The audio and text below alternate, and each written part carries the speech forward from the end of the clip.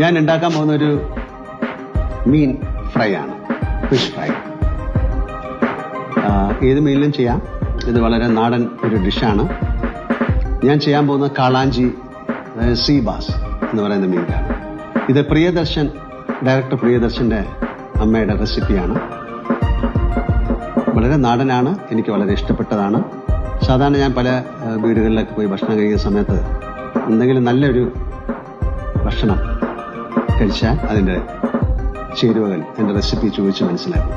പിന്നീട് എപ്പോഴെങ്കിലും എനിക്ക് ഉണ്ടാക്കി കഴിക്കാനും മറ്റുള്ളവർക്ക് ഉണ്ടാക്കി കൊടുക്കാനും. ഭക്ഷണം അങ്ങനെയാണല്ലോ, നമ്മൾ തനിച്ച് കഴിച്ച് രസിക്കാൻ വേണ്ടിയിട്ടില്ല, മറ്റുള്ളവരും കഴിക്കുമ്പോൾ ആ രസവും കൂടെ നമുക്ക് കിട്ടും.